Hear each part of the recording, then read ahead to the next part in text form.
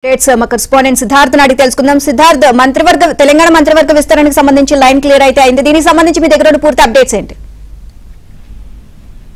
తెలంగాణ మంత్రివర్గ విస్తరణకు line clear అయినట్టు తెలుస్తా ఉంది. ఇప్పటికే ఆ మంత్రివర్గంపై ఆశలు పెట్టుకున్నటువంటి ప్రేమ్ సాగర్ రావుని, సుదర్శన్ రెడ్డిని వాళ్లకు వేరే పదవులు కేటాయిస్తూ ప్రభుత్వం కాసేపటి క్రితమే కీలకమైన నిర్ణయం తీసుకుంది.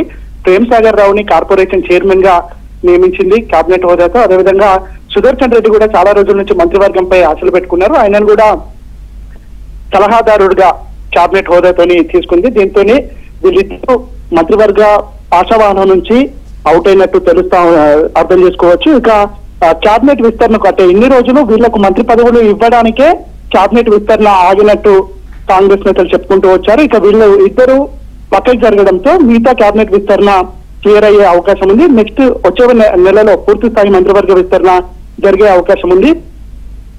ఇక గుజరాత్ మోడల్ ను తెలంగాణలో ఇంప్లిమెంట్ చేయాలని కాంగ్రెస్ నేతలు భావిస్తా ఉన్నారు. కొంతమంది గుజరాత్ లో మొన్న ముఖ్యమంత్రి మినహా మిగతా వాళ్ళందరితో రాజీనామా చేయించి కొత్త వారిని మంత్రివర్గంలోకి తీసుకున్నారు.